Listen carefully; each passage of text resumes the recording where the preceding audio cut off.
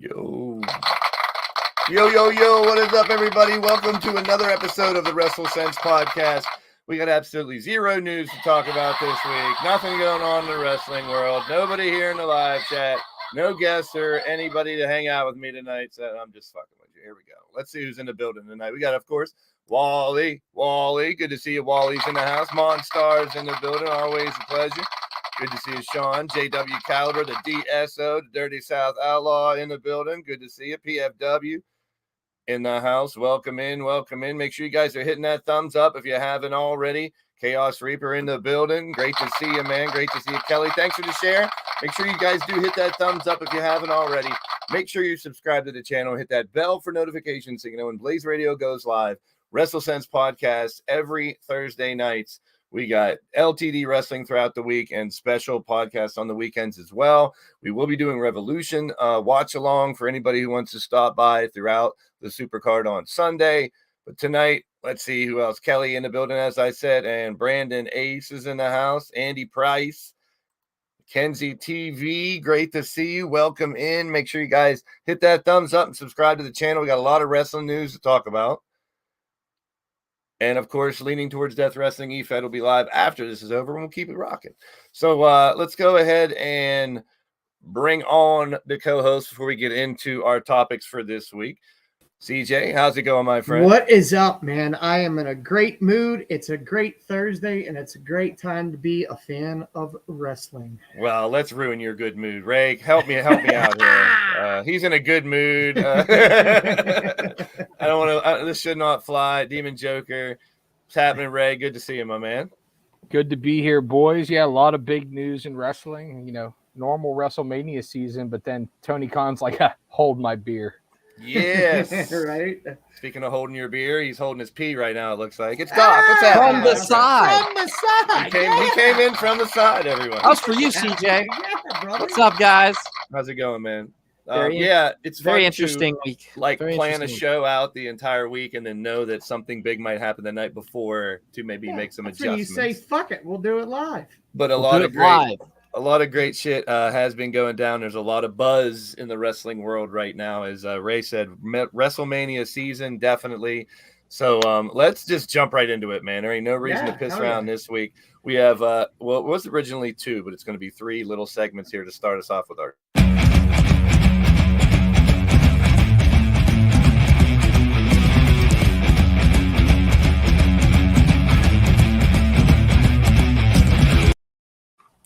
All right, so we're going to do the old slideshow route this week to go right through the news, things that are happening in the wrestling world. The biggest news, obviously, is Tony Khan making the announcement last night that he has purchased Ring of Honor.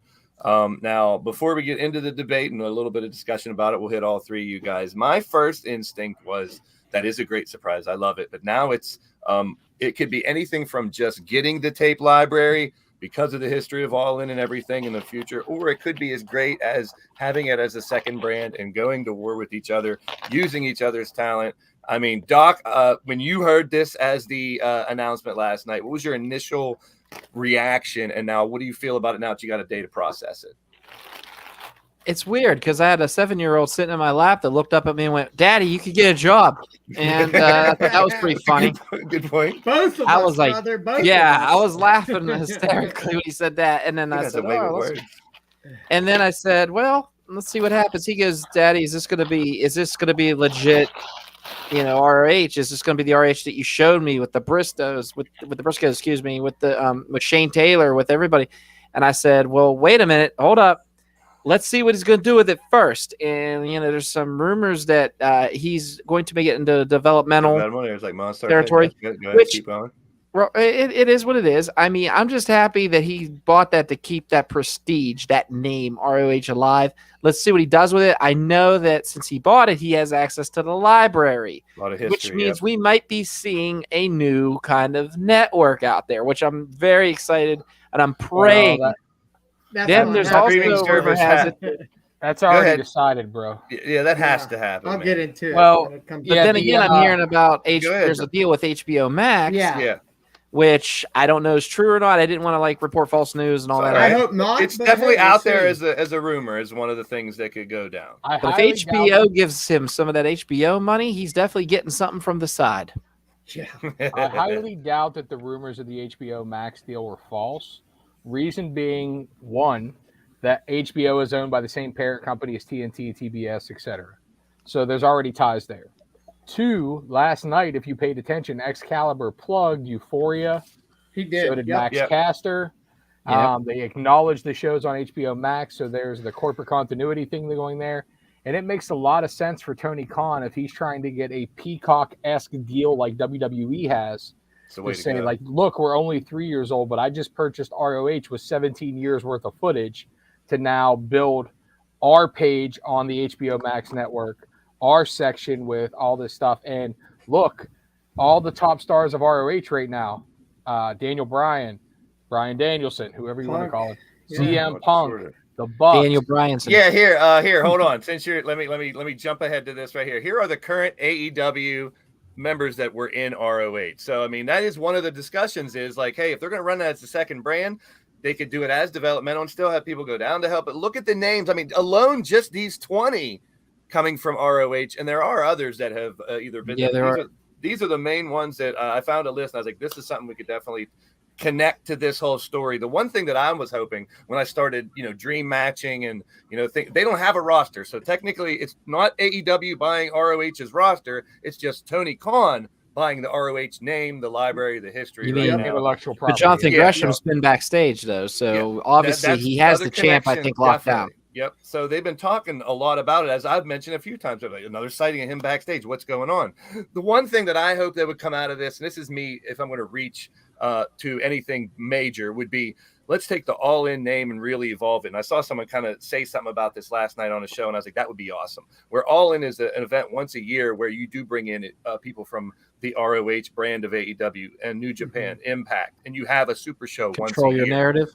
Yeah, control your narrative. Once a absolutely. year, All In can literally be all in from all these different companies. Now, that's me reaching as far as we could. The smaller thing would just be, let's see some content from the All In, because literally ROH helped AEW get started, and now here's AEW saving ROH. Right. But here's where I play the devil's advocate a little bit with this whole owning the library. Can Vince, and you know how the old man can get, can he put a hibbage on like the older matches that feature his guys like AJ Styles? No, he can't.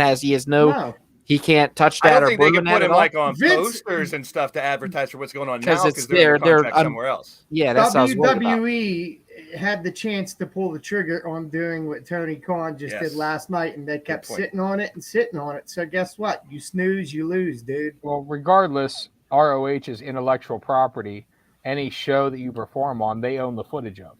So even whenever WWE produced like the CM Punk DVD where they went and got footage from ROH or the Daniel Bryan DVDs, they went and got and paid ROH for said things. So Tony Khan now owns all that, which is a huge plus for him for their own video packages. Yeah, absolutely. Again, with your playing devil's advocate, on the one side, we talked about how bloated AEW's roster was a week ago or 2 weeks ago. Hiring too much, and now that's what I was going to get into. So but you're going to beat me to it. Where is he then? And now they have a whole other roster to fill out because most of the guys who haven't signed are, there's really nobody under ROH contract right now. No, there is. All the guys were released for contract, with the exception of a few. So TV deals what they need TV now for ROH. What do they do with it, Ray? Do you which think I don't think will be an issue whatsoever. No, I'm sure one of the Warner Media channels will put ROH on, whether it's True TV or something like that. But when? That's my question. Let me throw this to you. When? Yeah, here's the when. Tuesday night, head-to-head with NXT. I heard that one already, too. Hit up NXT again. Good Tuesday night against him. I think we're putting this side there. There's a wrestler begging for a Saturday morning show from like 11 to 1 on a Saturday. And I was like, I miss old Saturday wrestling, too. I don't know if they could ever take off like it used to. I definitely think we're putting the cart before the horse there. But here's my only catch-22 of this. Is this, we're in this boom of wrestling with Control Your Narrative and Impact and everything else. Tony Khan is making a Vince McMahon move here, buying competition up. So I really hope that he makes ROH yes, there can be a talent exchange, but I really hope that he puts a team in place over there and builds that as a secondary brand where it's a whole different brand. How about Regal and Samoa Joe? That'd be a nice start. I just really hope it's not like Dark Part 2. You know what I mean? Yeah, like now it's ROH Dark or whatever. We're just going to see. I don't think it will be.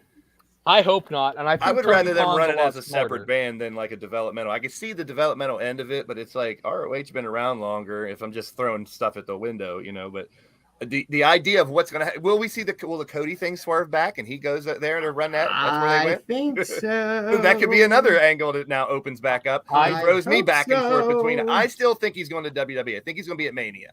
But I wouldn't be surprised if it goes the other way now. I'd be okay with him running ROH. Yeah, right. It's like it makes you think now the ROH news comes right after Mr. I'm a free agent, but I'm still fighting with a title in your company. Now I'm going to go to the other company I bash. It's not even the ROH thing. The fact that Cody hasn't hit WWE TV yet. Yeah, right. The fact that's the other thing. Why not be building him?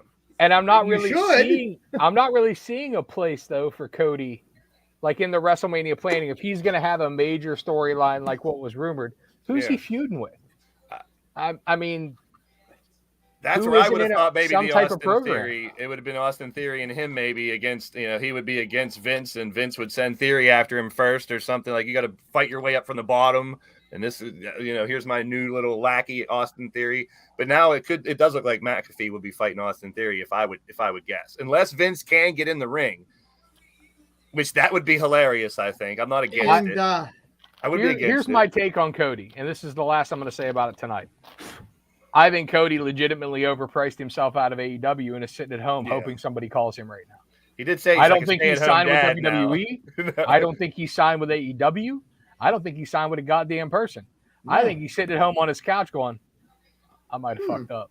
So we added a shitload of questions to the many questions we had last week. Can I jump on this ROH? Yeah, go ahead. Talk real quick. Go ahead. CJ. My biggest happiness out of this whole ordeal was seeing Christopher Daniels against Bryan Danielson. Talk about as the fallen angel, dude. He is such a great guy, and I'm the dumbass that has been thinking this whole time that the whole thing with his eye was a contact. I didn't realize that he got like super kicked or whatever from the Young Bucks, and that's how his eye is.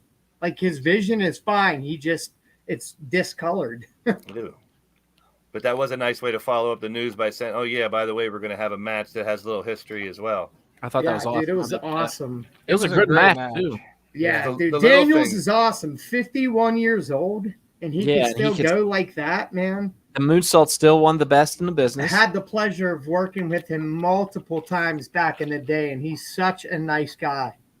Actually, we interviewed him in the Uniontown VFW for the old Real Deal Wrestling podcast. Yeah, that is right. And he sat there for 20 minutes. We only recorded a 5-minute interview, but Christopher Daniels sat there for a good 20-25 minutes with me. I think Wes was with me at that time, a couple of the other guys who weren't even part of the show, Braun. And we just sat there and bullshit. I mean, he literally took 20-25 minutes out of his day for no reason. We did the 5-minute interview. We thanked him, and then he just started bullshitting about wrestling. He's just like one of those genuinely cool ass dudes that will like hang out and talk with anybody. So happy for him. He can still go too. How many years has he been fighting? Decades. And I will say, I love the adherence to the code of honor before, and then I love how Danielson twisted that and the end of the match. Yeah. Mm-hmm. He got the heat. It's going to be real interesting to see what they do with the Ring of Honor, how it's used. No matter what it is, to me, that's big news right now in the wrestling world. It's a win-win for everybody. Like he could be here to tell us how much of a small potatoes it is, you know, so we can probably – I have an idea how he would say. He has small potatoes. Dangling. All right. So, and we mentioned Vince, so it's a good segue into here. And I did ask these guys, none of these guys have seen this yet today, but earlier today on the Pat McAfee podcast, which normally does get about 30 to 40,000 viewers at a time, it was over 80,000 at a time today with Vince on there. It's Vince McMahon's first live interview in 15 years. And I was telling the guys before the show, I don't got a lot of detail to go in. It's definitely a must watch to hear Vince kind of out of character, but also giving it to you straight. And shooting the shit with Pat and the boys like they were out having a beer at the bar or something. It was a lot of people that I saw on Twitter, on social media, I share a lot of the same sentiment where you know, I may not agree with a lot of things Vince has done, but he's an icon. He's a bazillionaire for a reason. He's the reason wrestling's popular. He's a real human being. He said some real humane things. Like he wanted to make sure he could tell everyone, you know, thank you if he did keel over in the next, you know, whenever, like before he died. You know, he got real human for a little bit there for a while. And then even Pat said something like, what do you know? He's human. He's like, God damn it, I'm not human. So it was quote after quote after quote. And the only one I do want to bring up is when he let one of the boys ask a question and he asked Vince like about the, you know, competition out there, and without directly bringing up different companies and stuff and how he feels about the industry now today. And the one thing Vince just said is he's like, I enjoy confrontation. That was his answer. He enjoys confrontation. It kind of speaks volumes, but it's definitely a must watch. Vince and Pat, he definitely offers Pat a match at WrestleMania. They do not discuss who. And the rumor's already out there. It's either going to be Vince or maybe Austin Theory or who knows. Maybe Corey. Maybe it's Corey Graves. They both get out behind the mention that versus each other. That would be cool. He is cleared, so then you can have announcer versus announcer if they get it added or something. I hope they have some reason behind it, not just Vince says, here, have a WrestleMania match, you know. But Pat played it off great. It was a cool little thing. Pat McAfee is legit one of the best interviewers going today. Hell yeah. The interview with Brock was fantastic. I didn't get to watch the Vince one yet. I plan to do it tonight after the show. But when anybody goes on Pat McAfee's show, like Austin was on it and was great. John Cena's been on, it's been great. Michael Cole's been on it, and I'm not even a Michael Cole fan, and he was great. Either. But one thing, like, it seems like Pat just gets anyone to let their guard down and be themselves. Yep. Like, and he just plays into it with no kind of agenda underneath or anything like that. And because Pat's show is independent, he doesn't have any views that he has to adhere to or anything like that. And you just seem to get like the most honest take out of that. Like Yinzer buddy, he's a Yinzer buddy down there and that with downtown. Absolutely, Yinzer buddy, man. We all relate. We could tell. Yeah, the Brock view he did was the best, the most entertaining, and gold. Yeah, I mean that was fantastic. Vince thanked Pat McAfee for being himself on commentary because like they asked him like, Pat, how's it to have, like Pat said when he got the job, that people were ragging on him saying, wait till you got Vince in your ear nonstop telling you what to say, what not to say, this and that. And Pat's like, he kind of lets me go. I'm kind of surprised. And Vince, you know, gave it to him. He told him that that's the way it's going to be. And he's like, he's like, Vince, you're at every show. You're in my ear constantly. Just nothing but praise for Vince. So I gained a little more respect for the man, Vince McMahon, from hearing him, like you guys say, cut the shit and just talk. He dropped like 4 or 5 F-bombs. He wasn't holding back. The thing is with Vince McMahon being in your ear, to be honest with you, being a commentator and all, I'd rather have somebody in my ear a little bit, just like here and there, like, hey, don't forget this or don't forget that, because sometimes with the sponsorships and everything like that, here and there, but I don't think nonstop. No, not nonstop. I'm just saying, Sorg one time did that for me. My Sorg from Sorgatron Media, and he was in my ear and he said, hey, don't forget this, and then I did. Like I completely forgot something. He actually by him doing that, I was able to remember and actually have a good, make that it good. He has a podcast too, right? Sorg, shout out to him and his podcast, Mayhem. That last PPW show, I mean, I think there might have been somebody in your guy's ear a little bit. Yeah, I had this awesome producer that brought 2 heels out that kicked me out, but I'm not going to mention his name or anything. Well, Doc, Doc, as you know, you are obviously the more experienced commentator out of us, but we've both done commentary. It's real easy when you're trying to tell the story for the guys in the ring to kind of go off on a tangent and focus on certain things. And especially when you have like a broadcast partner who is trying to push like a heel agenda or, kind of work things in, like the things can kind of get off track and you can kind of lose focus on that story. So from the indies all the way, obviously, to WWE and AEW, where I gotta disagree with Wally. Sorry for cutting you off. It's all right. I apologize. Yeah, I don't agree with that either. But I didn't even see what he said. He said McAfee does better than Graves. They're different. He does good. There's 2 different entities there. You can't sit there and say no. Like you got Corey Graves, who's like the smooth Jesse Ventura type heel commentator. Then you got Pat McAfee, who's just lovable dude that dances and rubs his nutsack on Michael Cole's head. I mean, I'm kind of partial. Yeah, you have to. I like them both. I mean, that's all there is to it. There's no better. They both have a different entity. If you want to, I was going to say, if you want to throw it back like to the old school, I love your analogy of like a Jesse Ventura, like kind of Bobby the Brain, where Corey plays the intelligent heel with all the wrestling knowledge, etc. Right. McAfee is almost like your Roddy Piper Macho Man, where like, Yes. you don't know what the hell's going to come out of his mouth, but you know it's going to be entertaining. I didn't even think about those two, as but that's long as perfect. he keeps dancing on the announce table for Shinsuke Nakamura, I'm okay. And another thing, I will say this. I'll say that, this. but I'll If you take look, it. Corey Graves has actually opened and paved the way for a lot of these heel commentators that are out there today doing like, I'll say it. I'll put him over.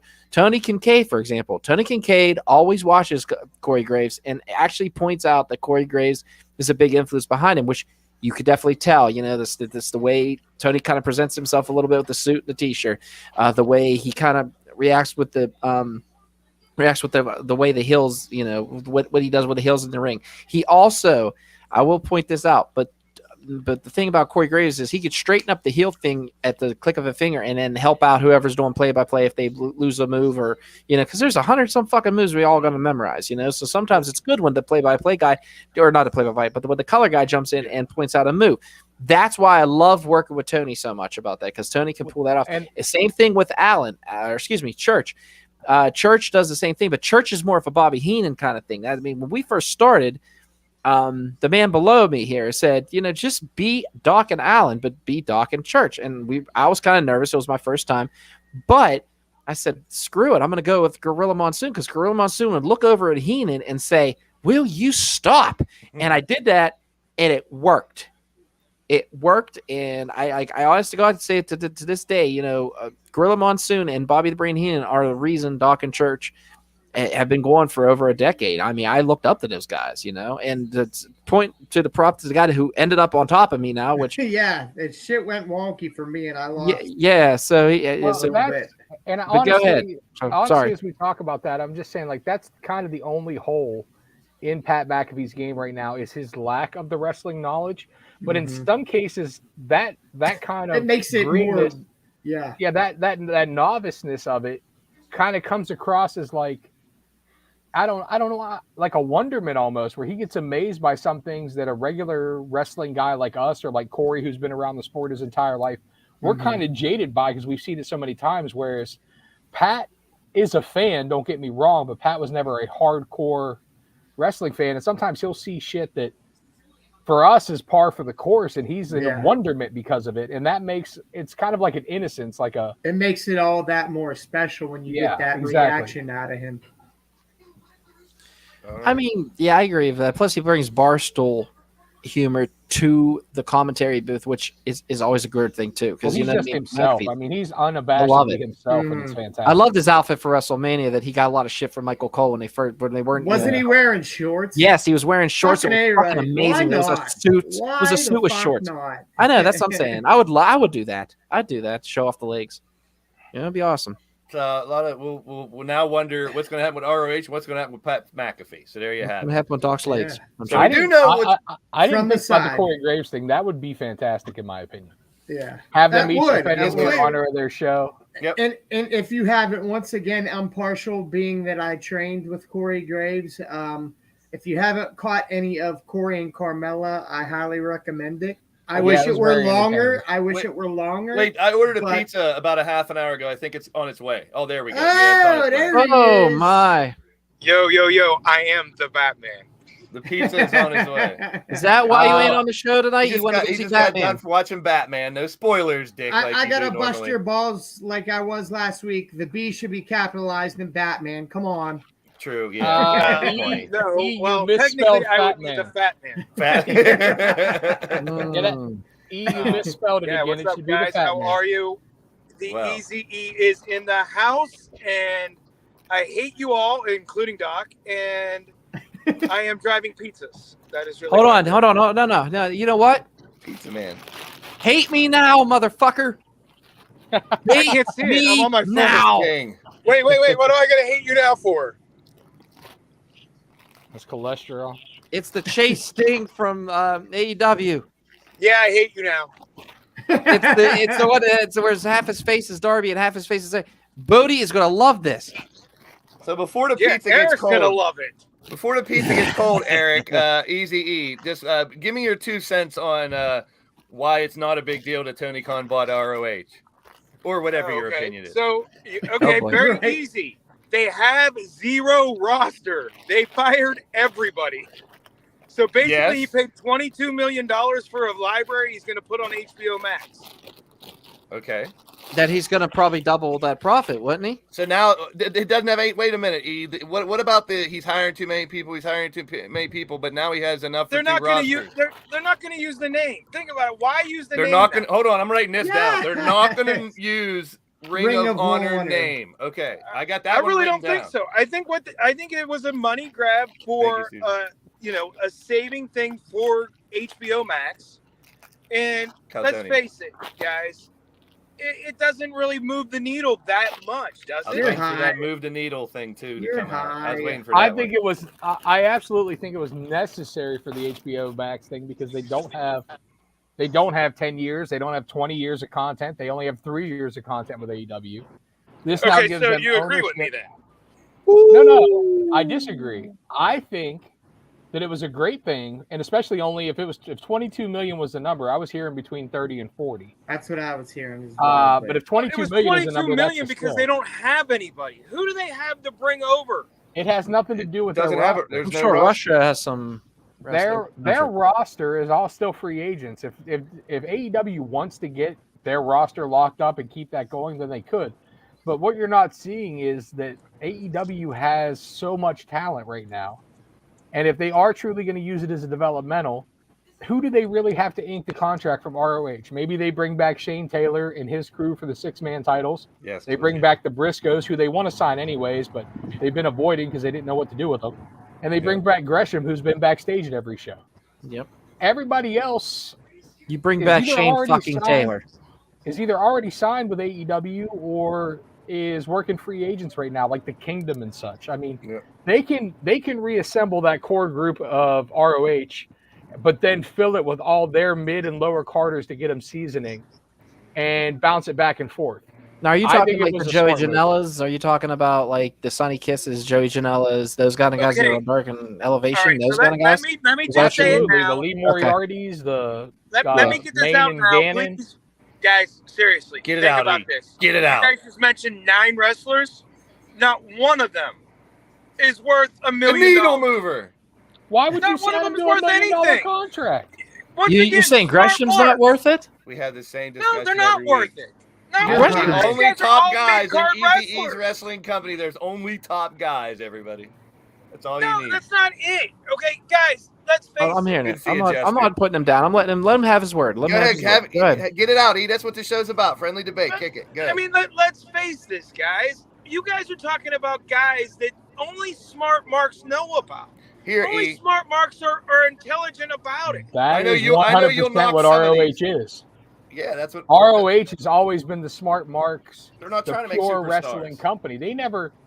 ROH has never even had 500,000 viewers on a weekly TV show. You look mad, E. You look mad about this. I'm glad we caught you. Tell me how mad you are about this.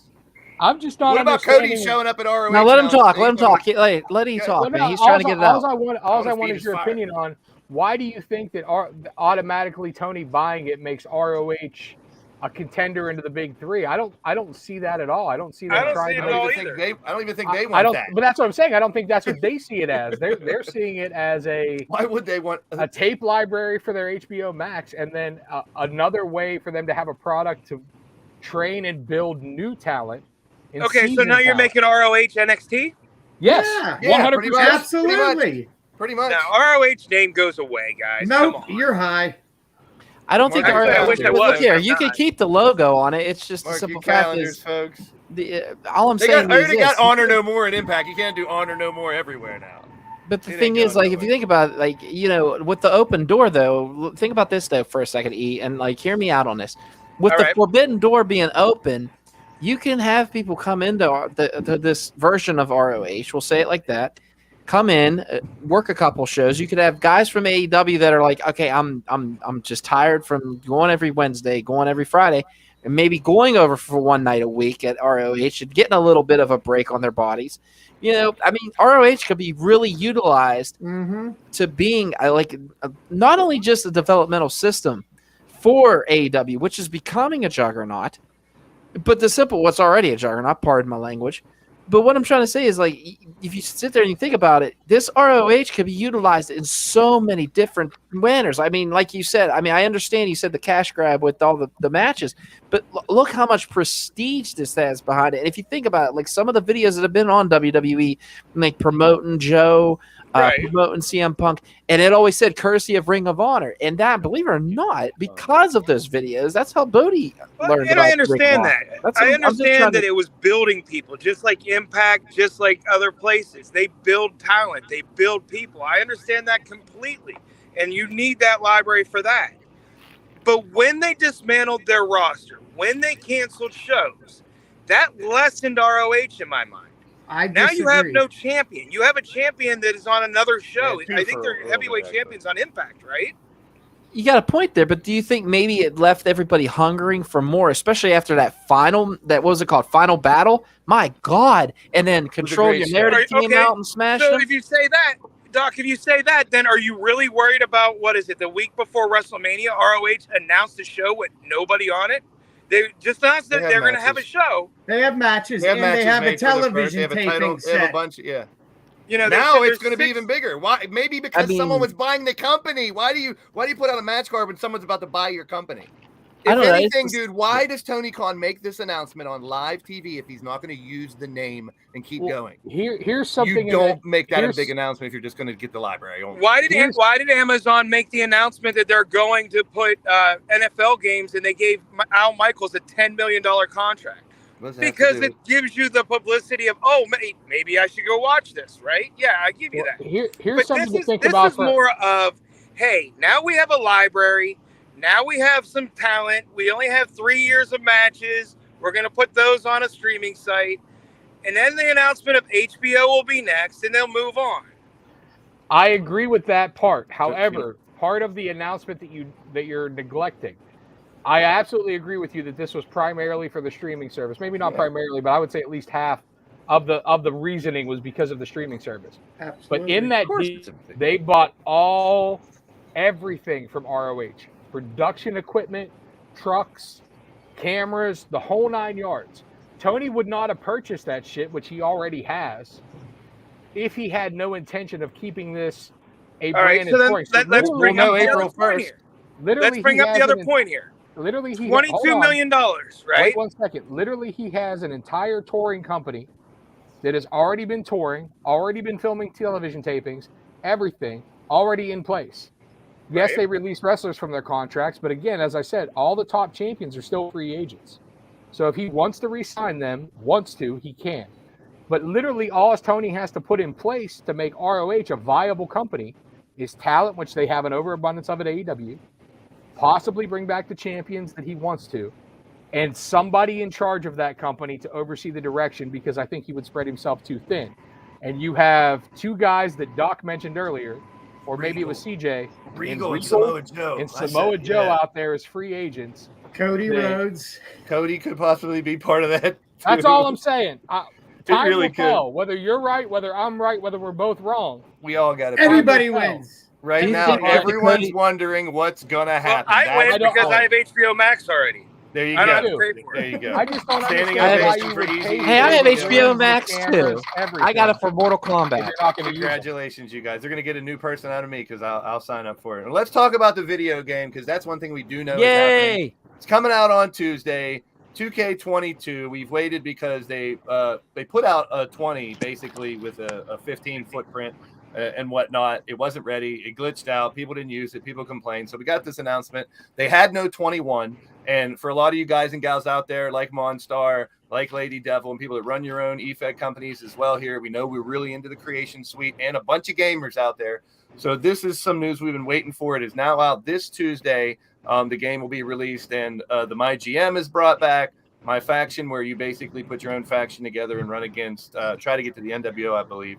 My Rise is where you take your own competitor, either male or female, through a bunch of different endeavors. The graphics are a lot better, which we're going to take a look at. Some of the screenshots that we have so far and some of the information we have on the game that will be out on the Tuesday coming up here, where I will be live that day as well. Please. While you guys are doing this, I'll be right back. I'm gonna Go go. ahead. I just have to stop you for 1 second. You don't want to tell everybody. You have to buy the either deluxe edition or the NWO edition to get it on Tuesday. If not, they're gonna have to wait till Friday. True. So the 8th is technically the day it comes out, but the pre-order. Sorry, just had to. No, that's. I didn't want people getting excited and be like, "Oh, yay!" You know. That's all right. I do have a slide with the NWO stuff on it coming up soon. That I was going to touch on that, but not exactly that. So I'm glad you mentioned that. So yes, if you buy the deluxe version, you get the pre-order. So on the 5th, most of us will be coming up. Monster, I know he does a lot of streams of the My Rise and the other things. I don't play the game, so the new controllers and some of that stuff doesn't matter to me. I'm just happy that you can tell which item is selected on the screen for a change, because some of the past games have been hard and I'm partially colorblind. So there's your main screen. I really like how they did the Xbox dashboard kind of copy with how they did their dashboard. I like that. I'm so upset though that there was no collector's edition. That's still rubbing me the wrong there way. is no physical Ric Flair robe. So now just a couple screenshots of some of the graphics, which definitely looked super improved. 20 was a little better, but with the game you can't play, it doesn't really matter. China is back in this game. There's a lot of the names that were left off, like Lita and some of the people that are Dewdrop, who's active. Look at the nostrils on John Cena. They did a really good job on his boogers. But the graphics look dope. They look really good. Kenny Omega came out and gave 2K22 props and said that how beautiful the game's graphics are, and that AEW, being in their infancy of building their game, could only wish to look as good as I as did this. see that quote, which is surprising. And now their game might not even be till next year, but we'll see how that goes. Still have the Wrestling Code game that's coming out too from Virtual Basement. Another really good game. And just the graphics are dope, man. I'm a big person on look and graphic aesthetics. The entrances, just look at the 3D version, the look. It's dope. I can't wait to see. The graphics look amazing. Yeah, they do. And by the way, for everybody that wants the NWO anyway, that didn't get the NWA version, they will be on sale for DLC the day the game's out. From the side. It's the $20 from $100 for the deluxe, regular deluxe. And the only thing I didn't get is all that Rey Mysterio stuff, because I'm not playing the game. The gameplay looks very similar. A lot of the menus are very similar. They did not. This is everything you get with the NWO, which is the top package, the Mysterio pack with a bunch of old school Mysterio stuff, 3 different Undertakers, the season pass, which gets you the DLCs and whatnot as well. And I mean, it was very easy to argue I'm not buying $20 more for a bunch of NWO T-shirts, because that's basically what it was. But the My Faction game, which I won't play, but it is geared around the NWO faction, so I don't know if that would make a difference. Plus, in the eFed world, if someone sends you a creator wrestler that has something from those extra packs and I can't download, it's a pain in the ass. So I just bought the one with everything. PlayStation controls, like I said, I don't play the game. I don't even know how to get in and out of the ring, so this is for you gamers out there. They did rearrange some of the button configurations and moved a couple things around from what I understand. I'm the last person you want to talk about actually playing this game. Xbox controls as well. What I'm more interested in is the creation suite. Now, here's my GM, which is more of like a little handheld game or something to me. Like I know AEW has a GM game, which I enjoyed for a little bit, and I get old. Same thing here. You just basically pick your roster. You can only be SmackDown, Raw, or NXT, I believe. You can be a custom GM, though, I believe, and you just pick your matches, and you're the general manager trying to manage everybody there. You can do a custom general manager as well as pick one of the active ones like Stephanie or Shane or yada yada. And there's basically the look of what you would see drafting your squad for my GM. Not something I would play a lot, but a lot of people have waited for it. A lot of people complaining that there's only a couple matches in each show, and it's a real scaled down version of my GM. A couple more screenshots of mine. This is from the My Rise. You can be a female or a male, and there's all these interactive little things with social media and stuff along the way. No one's going to see any of the names, but this is your roster. There were some very strange people that were left off, so I did get a couple clips of you can check SmackDown Hotel, and many places right now have roster and tons of content coming out for this game. So some of the notables that weren't on the roster, I did capture in what they were predicting that the DLCs might be. So here's the next couple slides. The first slide is a possible NXT UK pack. Dragunov, I would definitely think would be in one of those.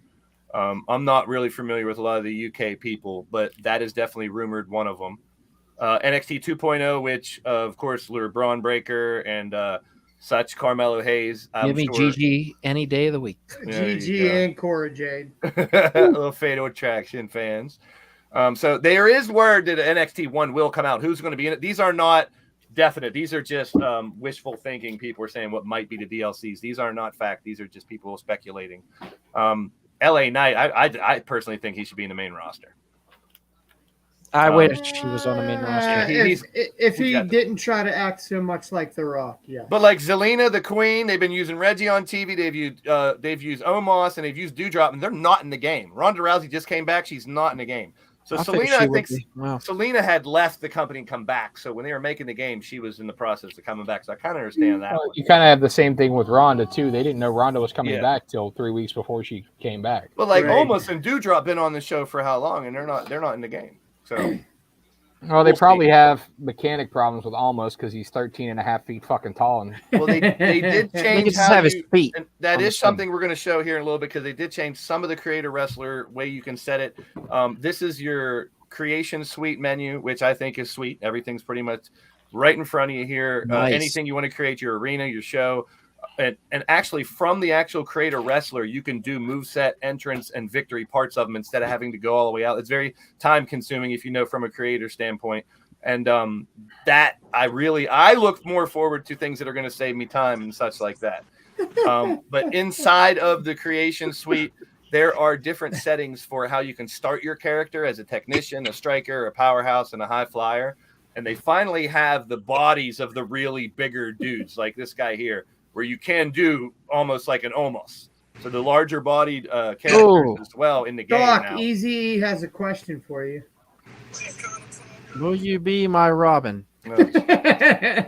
Sure. No Gail Kim, Danny Logan. So you can actually create your character from the beginning or choose one of those templates. So it's like they had presets before. That just takes the place of presets.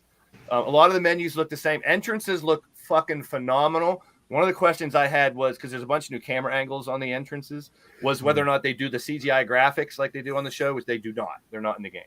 Yay. Sorry. Yeah, I just thought it'd be something you could turn on and off. If it was something you could turn on and off and you could use a custom logo, I thought that would be kind of cool. See, I wanted my dude to have a toilet. Entrances look really amazing. I'm the shits. You do have the option for Thunderdome, so there's the virtual background. Now, a couple of the gamers that have played this game said they legit tried to watch like an AI versus AI game with this background, and they couldn't really find the same person twice.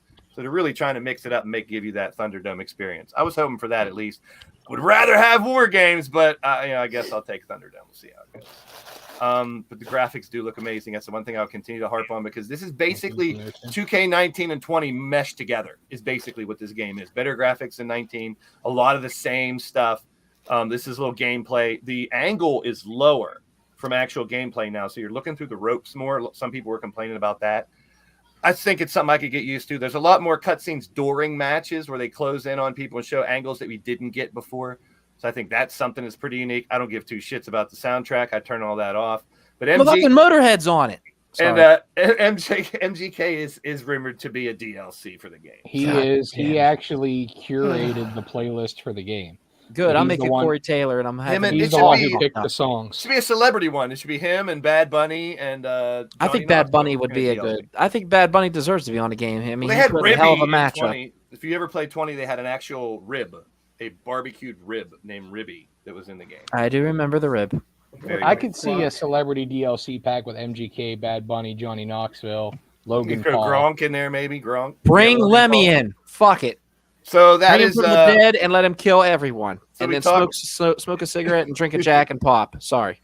We talked Tony Khan and ROH. We talked about McAfee on the Vince McMahon on the McAfee show. I'm sorry, it might as well have been the Vince show from what it was. But if you missed that, definitely check it out because these guys didn't see that yet either. And we talked a little bit about 2K22. I will be streaming it. I will give you guys the initial experience I have live here on my channel. I'm not going to test anything out. As soon as it boots up and gets to the main screen, I'm going live. Whether it's at midnight the night before it downloads or 3 in the morning, 6 in the morning, whenever, I'll be live. So stay tuned for more on that game. I'll take a 20-piece nugget. I'm at Burger King, guys. Oh, even better. The original chicken Whoppers sandwich. For everybody. Flame boiled Whoppers. Yep. We're in WrestleMania season. I just spent $26 at Burger King on free Whoppers. Jesus. Quadruple bacon. It should be 2 for $5. What are you talking about? I'm literally just paid $26.04 for some damn Whoppers. Yeah, but you probably got fries and nuggets and all that shit too. No, they're out of nuggets. They're out of anything chicken. Yeah, that's a red flag right there. That's a red flag on that. Fucking Putin. I don't know. All right. That's why my name is what my name is. Anybody know what that means? The chicken of something kind of chicken. The Blue Rooster. It's the fighting chicken. The fighting chicken. Fighting chicken. I am the fighting chicken. So there'll be a lot of fighting chickens. So you got Whopper fans out there. Yes, you have to see the Vince interview if you did not. It was classic. Can we talk about Revolution? I don't know if you have a graphic or not, Blaze. Yeah, we're going through the whole card. That's the last segment. We'll touch everything about Revolution. Because I want to talk about last night's Dynamite in the worst way. So before we get to Revolution, you guys got stuff to talk about. That's awesome. We're going to count down WrestleMania, the 4 weeks. Tonight, we're just going to quickly review old school WrestleMania. I know it's coming.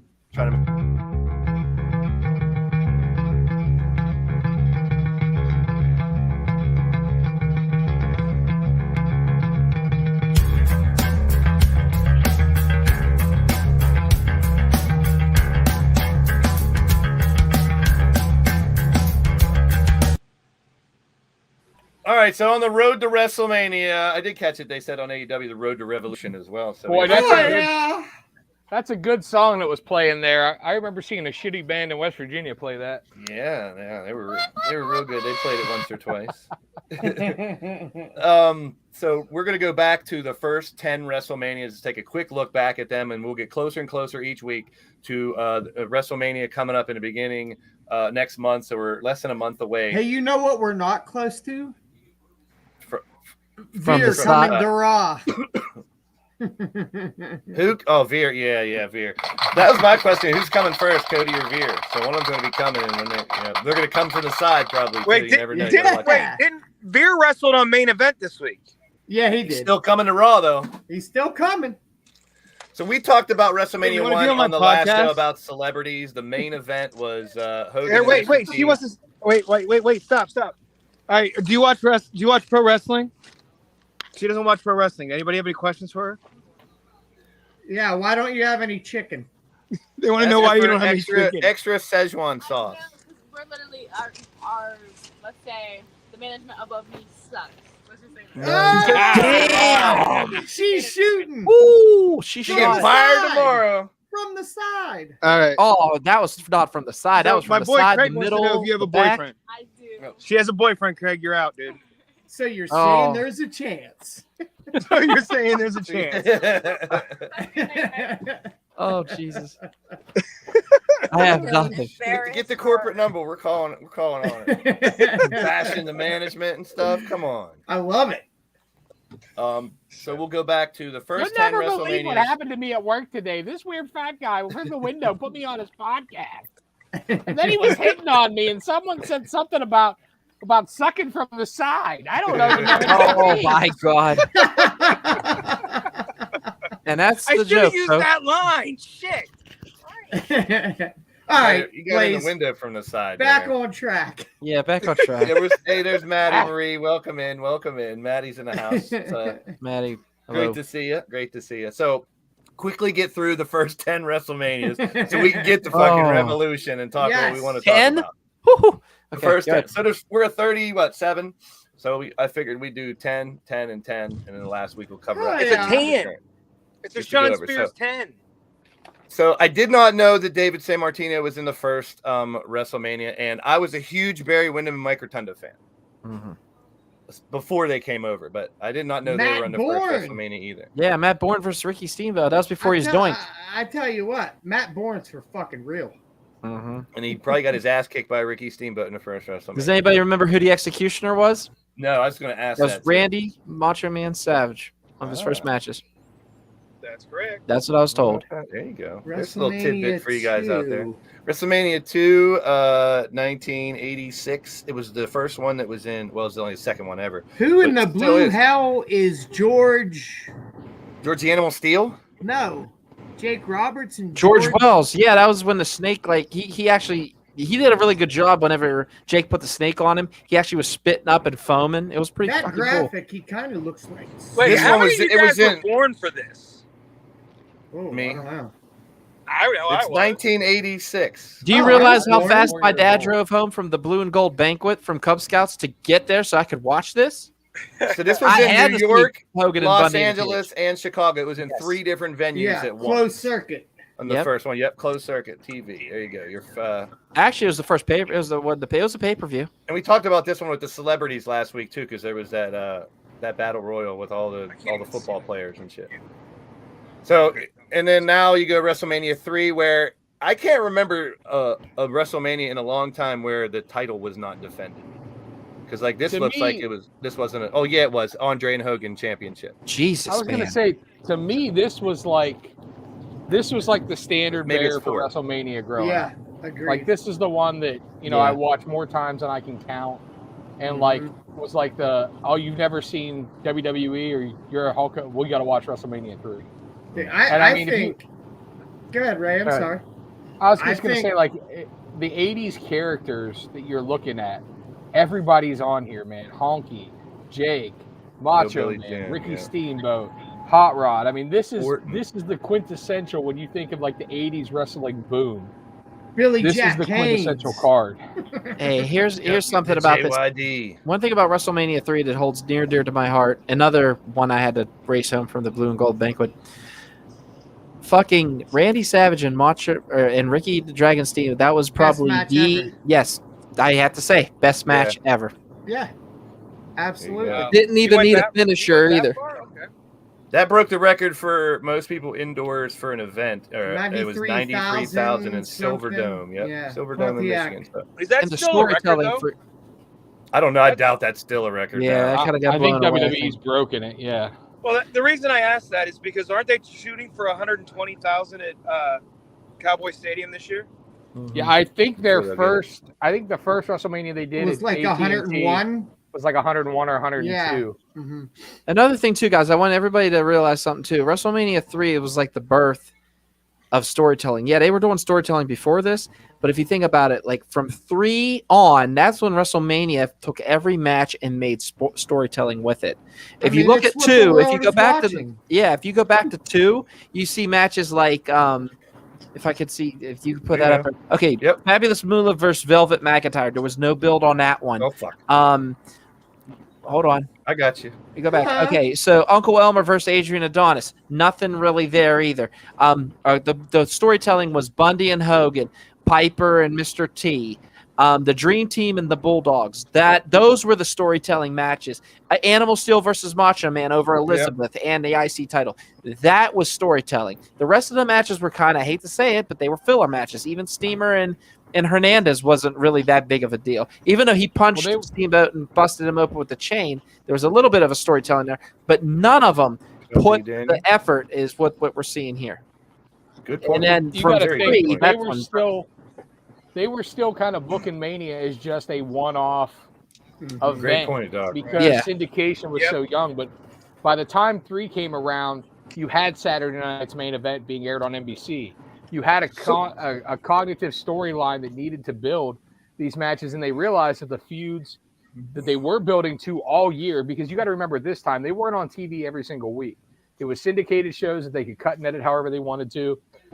They would run a few live specials, but they could build the storylines however they wanted to. They weren't in the constraints that you are in today's wrestling, where you have to put content out live every week. They would build a storyline for 9 months to a year. And it all culminated at WrestleMania, making these early WrestleManias feel so fucking epic. Because, what happened with 4 then? What happened here? This looks like it fell off a little bit from how big 3 and 2 were. Where's the tournament? That's why. That's because the main storyline is people who aren't even pictured. The main storyline is Hogan and Macho Man. This is when their split was starting to happen. And Macho Man ran the tournament. Hogan helped him, but that's where the tension of the mega powers was that it's ready to go, and that was building for next year's WrestleMania. Yeah, but the tension greatest interview of all times. Go ahead. Isn't the greatest interview of all times where Hogan's all red-faced and Macho's all red-faced and they're higher than hell and Mean Gene goes off? I know we've all seen that.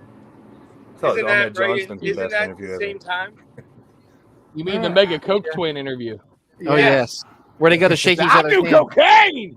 They're like, Cocaine is a hell of a drug. So high. So here in 5, you got the 2 Road Warrior ripoffs in the middle there going at it. Oh God, Hogan and Savage. The Rockers and Fuck you, Warlord. yeah. I hope think we have them the on match the show someday, just so I can bitch at them about fucking beating my green ass and blowing me up at that Virginia Tito and State Rick Fair. That Tito and Rick Martel versus Arn and Tully. Yes. That's probably the match I would be most Love attracted to. It was a great match, actually. It was a really Strike Force, baby. So Girls Good in one. Cars. That was the song. WrestleMania 6 in Toronto, 1990. Hey, I got a question for Hogan you guys. Warrior. You know, we all watch these on video. You know, several times. You know, you went to Coliseum the video Video. store and got them on video, right? What was the Coliseum video Video. store in? What was the video in place in Smithfield? It was in a house. Kit Kat video. No, Video Kit Kat was Snack. in Hopwood. Video Snacks? Video Snacks. No, Video Snacks was Uniontown. Romeo's. Yeah. What was the one in Smithfield? Because it was the only one that I could always find my videos at. My dad bitched every time. Kit Kat's the one I always go to. I always went to Video Show Place in Republic because I was in Brownsville then. Yeah, back in the day when we used to get our VHS tapes, we Yep, go out they're- to the woods. And if they didn't have it and they had beta, you were saying fuck the whole way out And of the we go to building. that room behind the curtain in the back and get Yep. Yeah, Another baby. There's a lot of from the side videos than from that. the Yeah. side videos. WrestleMania 7, Los Angeles. Okay. Slaughter and Hogan, and Savage and Warrior. This is where the streak started, guys. It was a Jimmy Road Snuka Warriors. was the first victim of The Undertaker. So this is where The Undertaker streak started.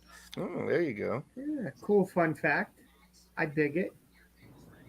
Warlord got a little weird outfit. Paul there. Roma finally made it off a Saturday getting beat up and went to, yeah, come on now. Here we go. So speaking of VHS, all I had was a VHS for these ones. So this Love is it. That's a Coliseum video Love right it. there, buddy. 8. Yep, there you go. Coliseum video.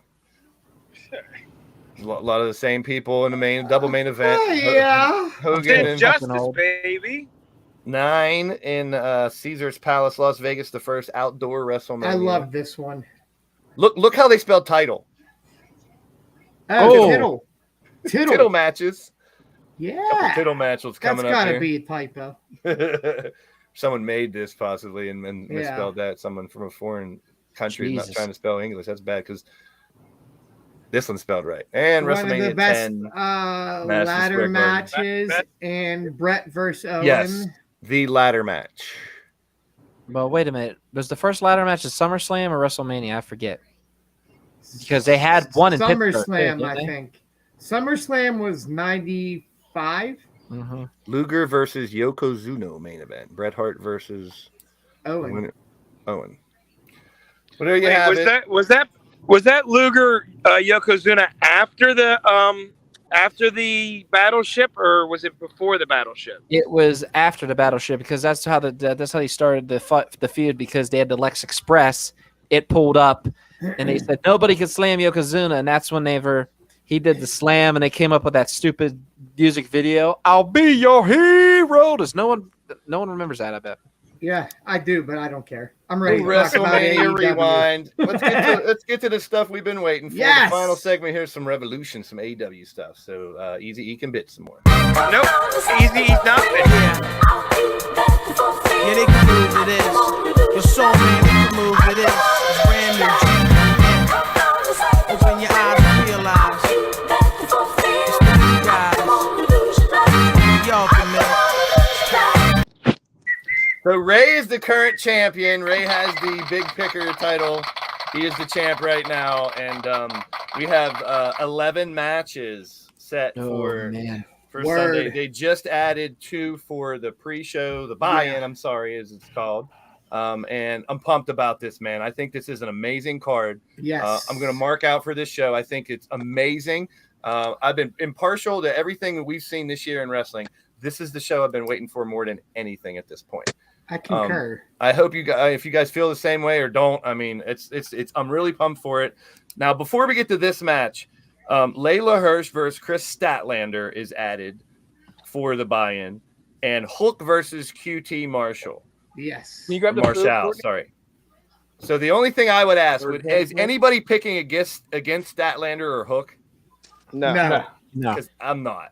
I didn't think anybody else would either. So we don't need to discuss the buy-in, was my point. So I think Statlander easily gets over Hirsch, though she's a beast. I really like Hirsch. And Hook has to take care of QT Marshall. Probably Absolutely. Yeah, they definitely have to do that. So, Doc, here's our first match. Christ. I kind of think this could be where Hardy kind of steps out and they take the loss, and Sting, Darby, and Sammy take the win. So I'm gonna go with Sting, Darby, and Sammy, with Hardy kind of separating himself from this group, and hopefully Jeff coming, I think, next week or whatever. What do you say, Doc?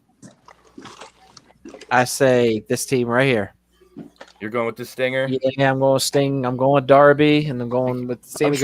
I'm sure Bodie would concur. He's a big Darby fan. Bodie's all about this match, so very invested. This should be a good one. And that's another thing that we didn't talk about with the ROH thing. Is that? Yep, that's him. The ROH thing we didn't discuss, I wanted to make sure I brought up, is a lot of people were talking about trios championships in AEW, which Tony Khan has even said he's kind of interested in. However, there's already a 6-man championship in ROH. Yep. So what's against them sending 6-man teams over there to fight for that title first to kind of test the waters between the two? I wanted to bring that up because there's such a plethora of 6-man teams, trios teams in AEW right now. So Ray, AEW has definitely been built for like the 6-man. I mean, they've always pushed trio matches. I feel like it's an inevitability that they announce a trios title. But I do like the way they've spread it out instead of announcing every title right now. Like, you know, like there's going to be a women's tag team title. And there's going to be a trios title. I'm cool with both of them. Not yet. You know what I mean? Yep. Well, now that you have two companies too, you can easily. And is there a TV title in ROH too? Yeah, there's a TV title. I think is it Red Titus? So, someone has it? Yeah, as far as this match goes, I kind of concur with Doc and your thoughts. I think Hardy inevitably turns face. Yeah. In this match with Andrade taking over the Hardy family office, the AFO, so that it frees up Matt Hardy to reunite with Jeff, reform the Hardy Boys.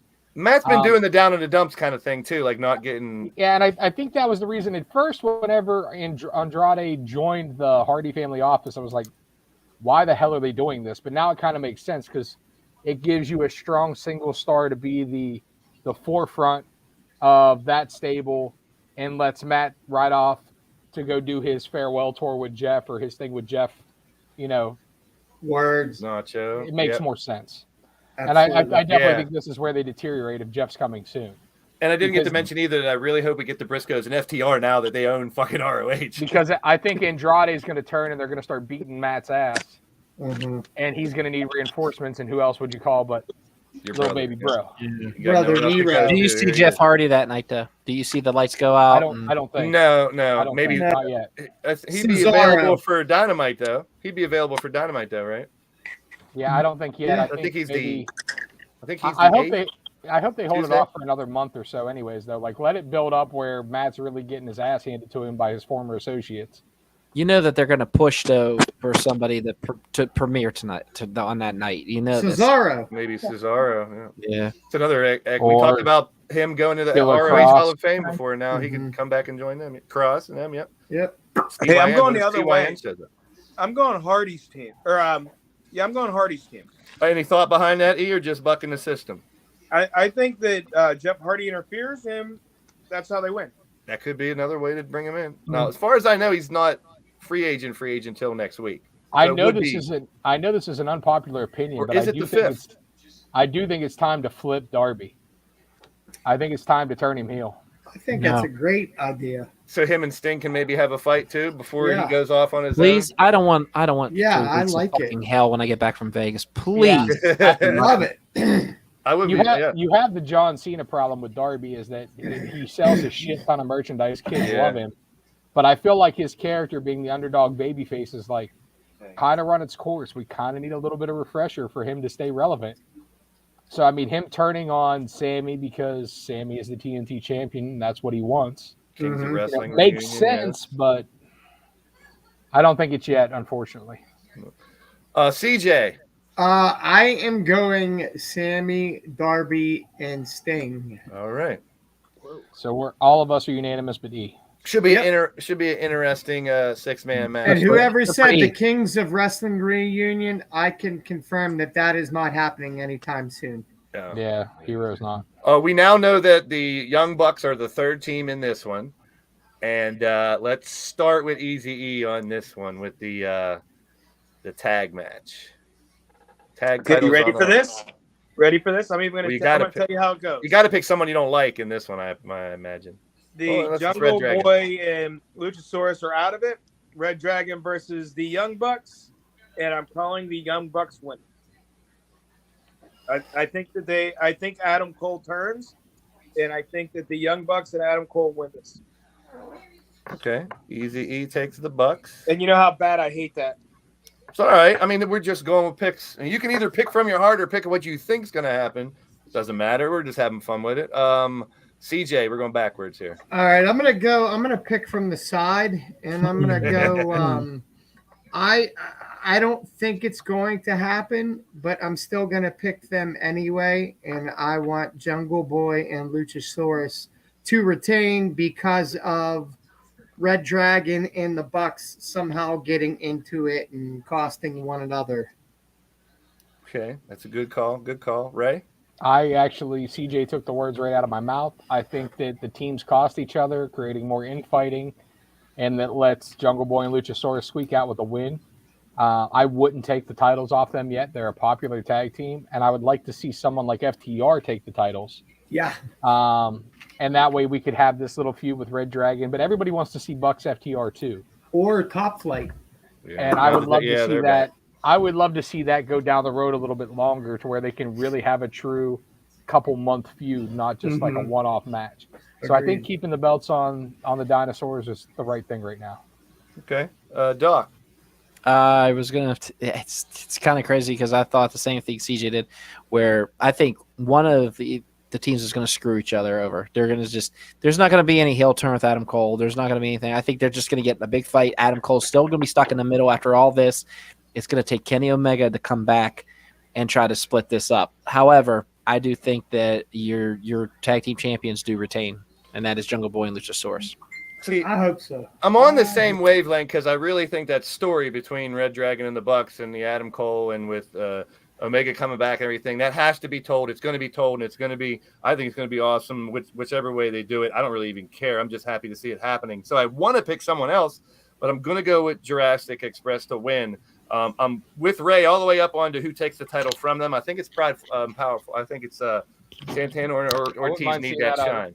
They need to get that Top Flight, damn it, Top Flight. Eventually, I'd see Top Flight as the tag team. I love what they did when they brought back. Absolutely, Darius, and not only brought him back, but put a shine on him and let him really show. Awesome. Because everyone's talking about Dante right now because of what he was doing. Right, and he was the only one there. So to bring him back, Darius, and really give him shine, that was a good Bodie was really hoping that he was going to pull the upset in that battle royal last night. So was I. When he got eliminated, like Bodie was like silent. It was kind of funny. It was done very well, I thought. He got really invested. You're about to see an Office Space match live on this podcast, and me throwing a printer across the fucking room. Printer, scanner, PC load letter. What the fuck does that mean? We got a couple stories that have been built with a lot of promos, and a couple of these next. The Moxley, Danielson, Punk, MJF, and Jericho Kingston have been built in and out of the ring, and I think those are 3 main event matches on a lot of cards. I'm looking forward to all 3 of those, probably more than anything on this card, to be honest. But let's start with Ray on this one: Kingston and Jericho, 1-on-1. Let's just say the character work, the promo, it's something we didn't touch on last week. We didn't really talk about, at least I didn't because I came on late. But, man, the promo was masterful between these two. And I got to tell you, like, we all know Jericho's the GOAT. We all know he's great. You know, he looks fantastic. He lost a lot of weight, too. Yeah, he looks amazing. Eddie Kingston, though. Yeah. Eddie Kingston, though, as much as we've all praised him for his mic skills, my God, was he on point. Like, the way that Eddie conducts himself as a character is so non-traditional with his, like, back talking as you're talking and his, like, demeanor of, like, yeah, we'll see, whatever. You know, the way he mocked the security guard when he came in the ring and, like, stood like him and then shook it off. Like, his entire demeanor as a character, I fucking love. Because it's real. I think that Eddie Kingston beats Jericho. I think that the Proud and Powerful, that Santana Ortiz interfere on behalf of Kingston. I think that's what the little fist bump setup was this week on Dynamite. So I'm going with Eddie interfering and aligning with Santana and Ortiz officially as a trio group. Nacho, I would guess if Danhausen's on the show, he's coming out from under the ring again. Absolutely. Danhausen's not cleared to work yet. He's going to come out and hex somebody, which I'm all for it. I dig it. CJ, while we're up top. I'm going the same sentiments as Ray, actually, to kind of finalize the split of the inner circle. Okay. So Eddie Kingston. All right. Doc. Kingston. And Easy-E. I'm going to let Brandy pick this one. I was a mess. Jericho. By Okay, so Easy. Damn it, Brandy. Does she just think he's cute? Is that why she said yes? What's that? Does she think he's hot? Is that why she said yes? Because my wife's a big Jericho mark for other reasons. My wife told me Jericho's her hall pass. I told her, go have fun. You'll be one of 300. I would love to see Jericho win. I'm a huge Jericho fan. I'd love to see it, but the story just leads towards Kingston finally getting this big win over. So I'm going to go ahead and you would hope. Take Eddie too. I know you think about Jericho's all about giving back, and I think that he would definitely want to do this for Eddie. Put Eddie over. It's huge. Backstage stuff. I agree. Jericho losing does not affect his position or change anything. No. So. Okay. I agree with that. Good. Yep. All right. Here we go. Coming up next. Another high anticipated match. Whoever made an Epson Eco Tank printer, go fuck yourself.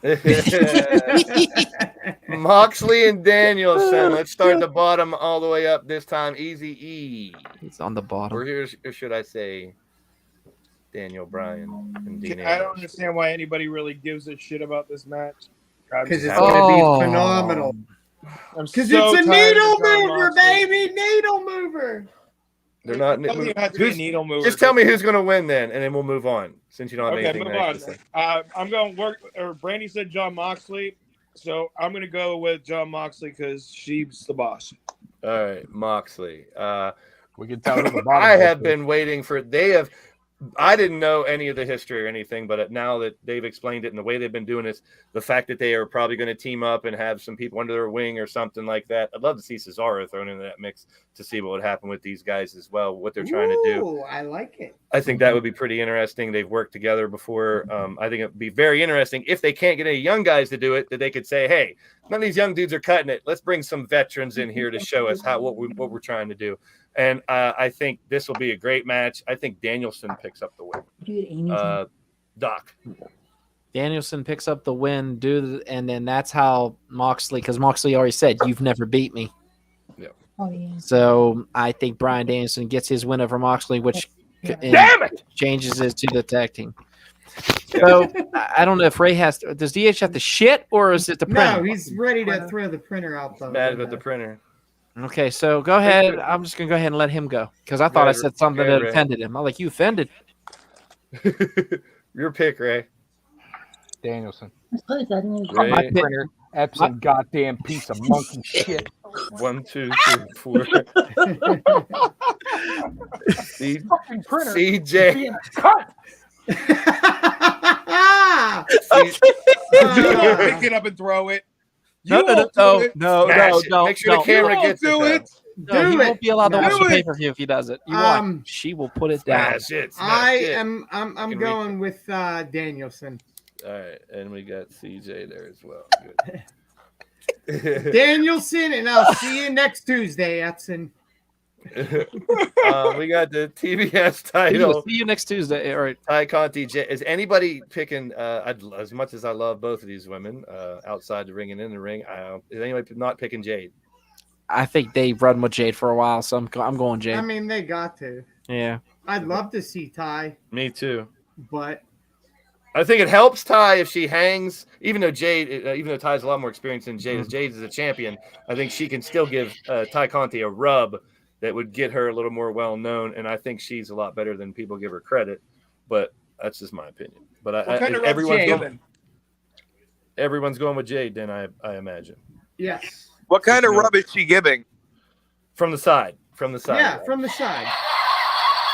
From the She can make Tay Conti look. There's some people in the chat that are going for Tay Conti. I'll take it. I'll take it. I would love it. I ain't gonna bitch about it. I'd love it, but it's not gonna happen. It's not yet. Not yet. All right, oh God, this is the hard one. CJ on this one. CM Punk, your old buddy against MJF. They did their little heartwarming MJF skit the other night with a kick in the balls to turn it around. So what do you say, CJ? How's this one turn out in the dog collar match? A lot of blood again last night. I say even though Wardlow is going to be in the face of the Revolution, Dilly, I think this is where you see him turn on MJF and Punk wins. All right, CJ is going with Punk to win the matchup. Ray? Okay.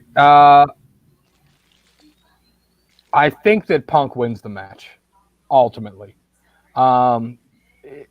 He gave MJF the thing, the victory in Chicago, which is the biggest rub, in my opinion, that Punk can give you. Mm-hmm. So I think he gets it back here. I don't know. I get a bigger rub. The promo work, though, has been fantastic. I really loved last night. I loved. Yeah. I mean, we all knew it was going to happen. Yeah, but I loved the way it was he still done well. I love the way he hugged him, though. Like, it seemed like such a genuine embrace, even though we all knew what was going to happen. And then the fact that the Pinnacle showed strength there, and the shirt underneath with the picture, and then if you guys don't know, the promo that was cut by MJF, the promo that was cut by MJF while Punk was dangling from the ropes bleeding, of the devil hides in plain sight. That is legit was a word for word CM Punk promo from ROH when he turned heel for WWE. I love the little things they do. So those little throwbacks have been great. I think that Wardlow cost MJF so that you don't hurt MJF with the loss, but I think Punk gets the victory back here. And honestly, this for me is the match that on the pay-per-view that I am looking the most forward to. Absolutely. I think everybody is. This has been the best story in wrestling for the last 4 months. Yeah. Eazy-E's gone. I just noticed. That Whopper was really damn good. Doc, your thoughts on this match? I'm going to have to say it. There was no ands or buts about it. The two above me right there, CJ and DH, they named everything that I thought about. So you are saying Punk as well. Yeah, I'm definitely saying Punk's over on this. See, now, I'm in the same boat because I'm thinking this isn't over. I'm thinking that MJF could still, if Punk wins this match, MJF can still come back and be a dick and be like, well, I beat you twice. Absolutely. In one night. Mm-hmm. So, is it over? And then I see them having another fight. Maybe not right away because it is hot. It could be right away. Either way, I'm not complaining. I don't think it needs to be right away. I think it's hot enough that you transition into MJF Wardlow and then back to Punk. MJF wins and beats Hangman for the title in a couple of weeks. Oh, you're high. MJF has to have the title within the year. No way. Oh, by far. He's the hottest thing. He's the hottest thing. He can still take this loss and still get the title. You know that, right? That actually, I do agree with you. However, I think your placement and your order's out. I think that Cole wins the title. Really? At Revolution, which we're going to get to here in a minute. Yeah. I was gonna say, I think that CM Punk is the one who takes the title from Cole at the next pay-per-view. Ooh. And I think that MJF then comes calling that I beat you twice. You owe me a rematch. I dig it. That works. I didn't even think of that. That's where we come. That works very well. And the culmination of this feud ends up being these two for the AEW World Championship at Double or Nothing or All Out or wherever it falls in line. Yeah. That's good shit. And then Wardlow beats MJF for the heavyweight title.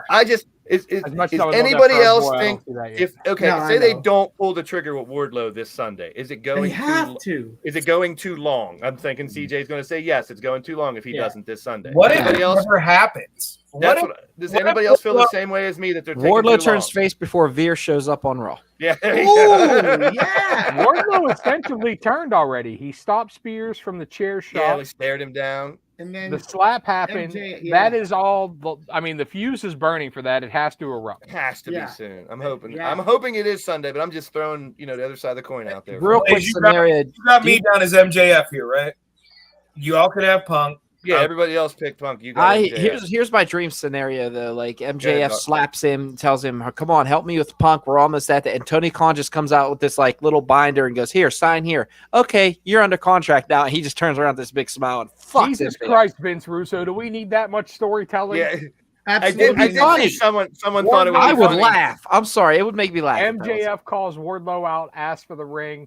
Wardlow decks him with the ring. Power bombs. End of story. Yeah. Doc, I did hear someone also concur that same kind of idea that he's not technically. He said, "I don't work. You work for MJF." So they thought it'd be funny that if it did happen, he finally turned it. Tony Khan could put out the Wardlow is all elite graphic finally. That he's finally really. Yeah, and then elite. boom. Yeah, I think should be good too. I think it needs to end soon too. So I'm kind of with you guys. So now this ladder match has another person in it. It's going to be either OC or Anthony Bowens tomorrow night. Anthony Bowens, I think. No, Orange Cassidy is already in it. Yeah, did he beat Bowens? Yeah. Yeah, so that's right. Yeah, that's right. OC won. Orange Cassidy's in it. So Orange Cassidy's in it, and there's still a surprise person, right? I don't think so. Or no, that was the last person. That was the last one. That was the last person. So there's only 5. See, I was hoping there was to be a surprise in it. There could be. You never know. They've done it before. I mean, when Leo Rush was added last time, he was unannounced. There was not a. Well, no, Leo Rush was announced. Maybe it was one before that. One of the times, he just straight up added. Leo Rush was in the Battle Royal gimmick. Yeah, they just added a person to the thing, to one of those things. Ethan Page. Yes, that was it. Ethan Page. Mm-hmm. That's right. Yeah, Page. Who does he fight tomorrow night? Because that's for a spot in this. Ethan Page is against. Shit, who's he against? I know he's against somebody on Rampage. Was it Dante Martin? No, Dante Martin lost to Powerhouse Hobbs. Oh, that's right. Orange Cassidy's the last guy announced for this. There's supposed to be 7 guys, though, isn't there? I don't think so. Yeah, there's a fight tomorrow night for a spot in this. I don't think so. Cassidy's in there. Hold on. I'm looking it up right now. Come on, Chad, help us out. I know for sure that there's a qualifier match on Rampage tomorrow. Christian Cage and Ethan Page for a spot. That's it. Cage and Page. There it is. Cage and Page, yeah. Guevara, Darby, Sammy, and Andrade for the TNT title. And then it is Christian Cage versus Ethan Page. So Cage or Page is also going to be in this fight. Okay. So you have Cassidy and one of those two. And then I'm pretty sure that they said it's going to be a 7-man, which leaves a surprise entrant. A surprise person, yeah. So this one's kind of up in the air. I mean, I don't know. I mean, E, you want to start there? Wally Fields, Dolphy? Yeah, you better change it because CJ don't fear you. You want to take a pick, E? Do you have a guess? So you're going to throw He's giving you his pick. Keith Lee. Oh, okay. I'm basking in his glory. You need a bath or something. And I'm telling you why. He didn't come there for nothing. And as much as I hate to do it, I'm actually agreeing with Easy E, and I think Keith Lee does get the win here. Doc. Keith Lee. I'm good. I'm going to go with Wardlow, even though I do think it's going to be Keith Lee, but we've picked too much similar. Hey, we'll see how it turns out. That I'm going to go with Wardlow and hope that that kind of happens, because that would play into it too. They could do a backstage vignette about, something like that leading more to the split. However, I think that Shawn Spears is going to cost Wardlow. That's what I'm thinking his shot, and that's just lead to more. But it's a good shot there. We're going to run with it and see what happens. No risk it, no biscuit. That's right. It's good when it's indecisive on some. Good, CJ. I'm the same as Ray. I'm gonna go Wardlow, even though I think it's gonna be Keith Lee, and I'm going Wardlow. Like Ray said, if you caught all of the promo backstage, MJF last night said that if Wardlow wins the ladder match and gets the title or whatever, he'll let him keep the title. So. Gotcha. Should be interesting. Some big hosses for ladder match too. Some wild spots. Here's a flop on that. What happens if MJF causes Wardlow to lose the ladder? He could. He definitely could. Absolutely. I think it would be Spears over because obviously this is going to happen. Obviously, this is going to happen prior to the Punk MJF.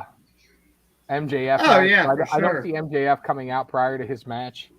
No, I would agree with Ray. All right, Women's Championship. I'm going to start on this one, and I say Thunder Rosa takes the title off of Britt Baker. I see she's been a great champion, but I think it's time for Thunder to get her pop, even though Thunder technically won the last match they had, so it kind of makes sense if Britt would win this one and beat her. I could see it either way, but I'm going to go ahead with Thunder Rosa. Doc? I'm going to say Thunder Rosa just because Britt's had it for so long. It's time. And I hate to quote E, but I will. You know, she came over for a reason too. And I think it's, you know, she was promised it. Good point. Good point. Ray? Agreed. I think it's Thunder Rosa. That gives Britt an automatic rematch thing because I beat you in the lights out match. You know, again, we're tied. I want my rematch. Britt didn't win the lights out match. Thunder Rosa won the lights out match. Britt claims she won because she was more popular because she got the T-shirt from it. Yeah, I'm sorry. My bad. That's why I was torn. Yeah, and now that does make me think separately. I don't know. Yeah, I'm gonna go with Thunder Rosa. I think she needs to lose it to keep the character fresh. Okay, good call. E. DMD. I figured he'd do that. He's playing the numbers game. It's all right. It's the way to do it. He wants that title belt back by himself now. We're tag teaming with Doc.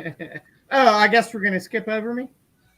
Oh, I love it's my new segment. It's called From the Side. I always leave CJ out. I leave CJ out of one of the picks, and then he goes, "What am I, a piece of shit?" What are you, a piece of shit or something, buddy? I love me some Britt Baker, obviously, but I'm gonna go Thunder Rosa. You think it's time? All right, so go ahead, CJ. Before I forget you again, you can pick the main event. Adam Cole. So we got CJ says new world champion. I love the Hangman Page, but I'm this gonna is first defense, right? This is gonna be an unpopular opinion with some, probably not you guys. But everyone's touting how great of a run Hangman Page has had. I disagree. I think it's been dog shit, and I think Adam Cole wins. I don't think it's been a great run either. I like Hangman, but I think he needs a couple victories as champ to build this title reign up more. That's why I'm picking Hangman to take the victory, keep the belt. Ray? I'm going to be with CJ on this one, as I think it is time for Adam Cole, baby.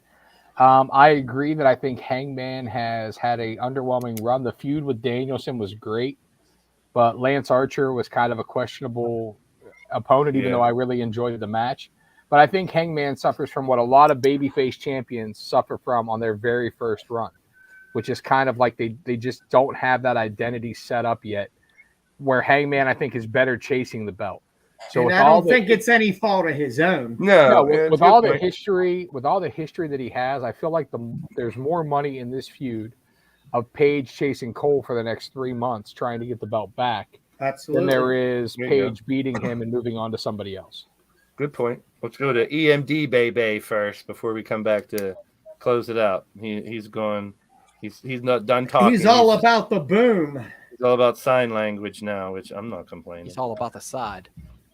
Yeah, baby. CJ, I wrote down that you picked Ray to win. Okay. Yeah, that works. I'm with you. And Easy E goes to Cole as well. All right. I'm pretty sure Easy E picked RVD. Yeah, I think he did. He's not even in the match. Any wrestlers that have hand gestures, he picked them, right? So you got Cole, Keith Lee, and DMD. Yeah, I love it. All right, Doc, bring us home. Young Bucks screw over Cole. Hangman Page goes over. I think the Bucks get pissed over Red Dragon. I think Red Dragon screws somebody in the tag match, which causes the retaliation against Adam Cole. Doc, I love you, but you are wrong, sir. Can we go back to the last match so we can screw somebody as opposed to these two?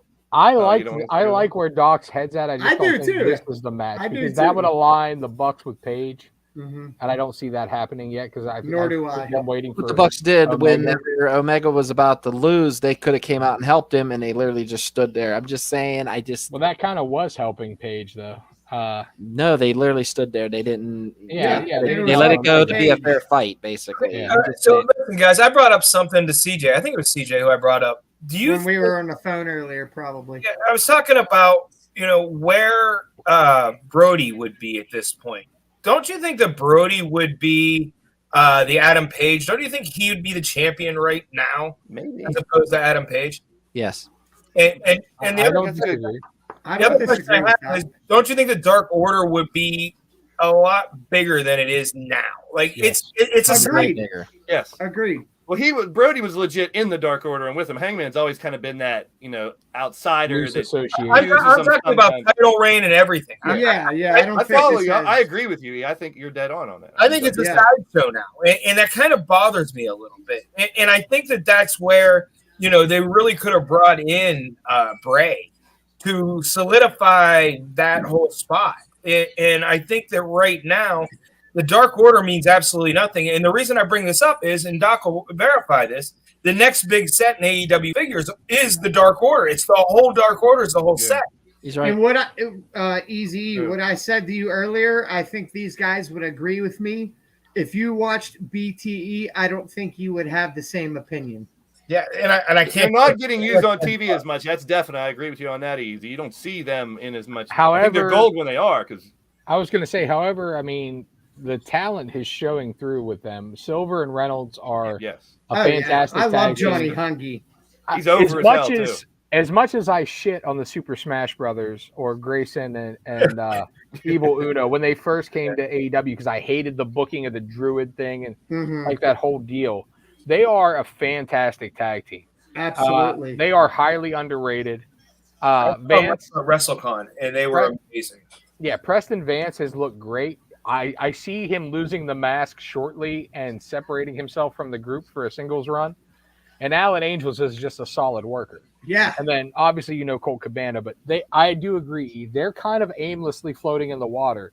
It's kind of like a plug and play when we need something. But there's somebody who needs a main event leader. There's somebody who, if that faction is going to have a future, they need to find someone to plug in there. I meant to ask this before because they offered the contract to the guy. I don't know if it was before last week's show or whatever, but do you guys know anything about Nick Wayne? Yes. Is that that young 16-year-old kid? Yeah, and they gave him a contract early, Well, it's not necessarily a contract. More like a promise note. Promissory note. When you're ready, we're ready for you kind of thing. Yeah. I've never seen him, but from what I've been reading since that little episode, he's fucking phenomenal. And the personality, the character, the fighting, and he's got the whole package. Is from what never heard of him until that came up. You know me once already. Me either. So maybe we'll see hear or see a little bit more from him. So that's all I have next week. We may be having a guest interview here next week from a local competitor who's been in the indie scene around here for a really long time. And Ring of Honor. I think Doc has hooked this up for next week. A pretty well-known name around here. Definitely someone who's super charismatic. And he's been in the business for how long, Doc? Oh, we're looking at maybe, years, would you say? I would say maybe 10, 15. Yeah, I think it's 10 or 12. Yeah, don't say who it is, though. Don't say who Nope. No, we'll keep you guys going to tune in next week. We will be having a special interview here to talk, and he'll be hanging out with us as well. Actually, here's what we're going to do. So go like the goddamn YouTube page. I'm tired of telling you people. Tell people about it. Subscribe to the YouTube. We are...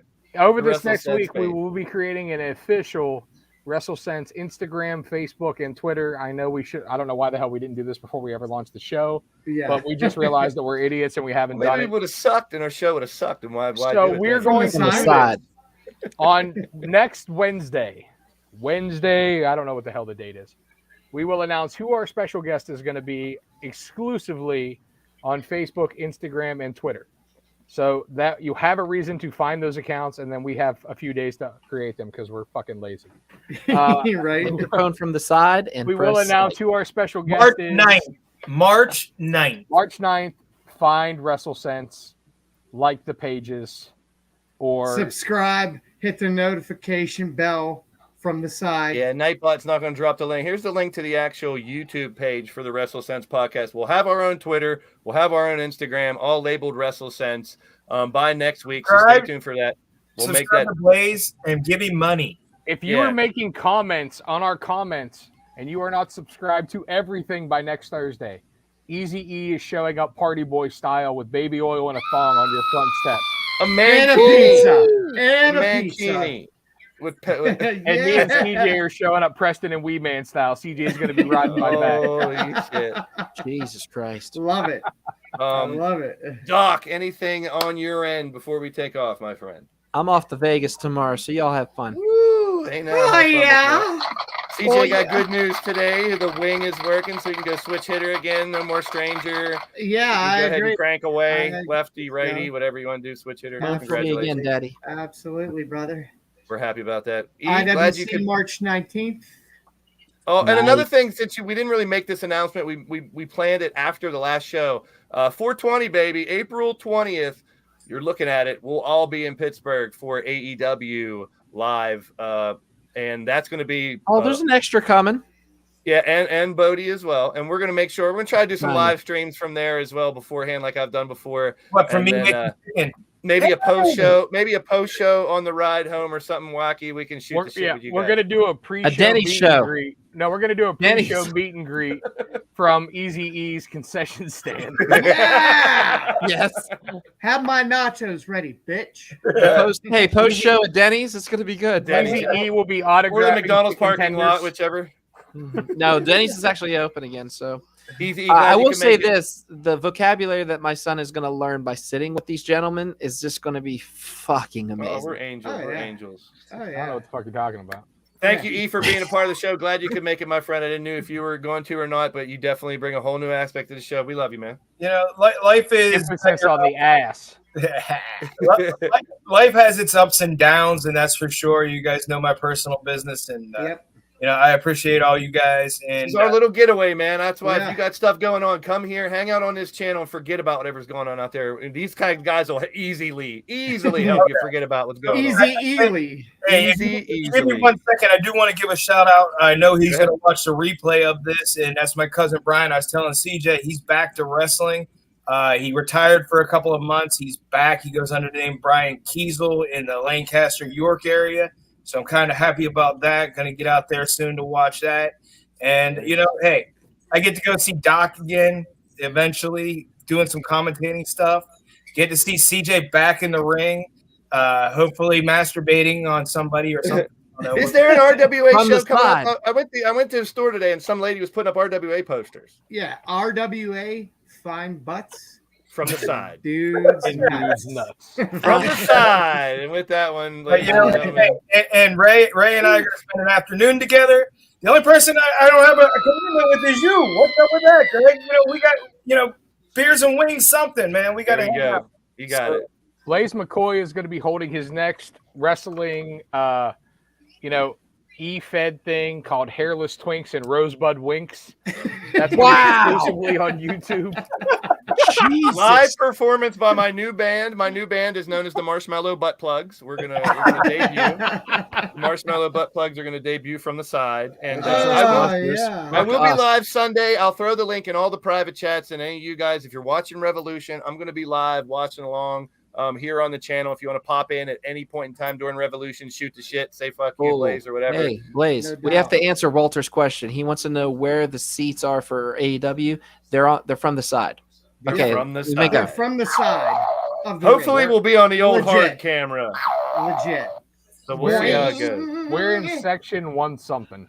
Hey, by the way, I can give you guys all the secrets because guess who goes to the locker room before y'all? Ooh. Standing ovation. A bunch of young blonde girls to meet Jericho.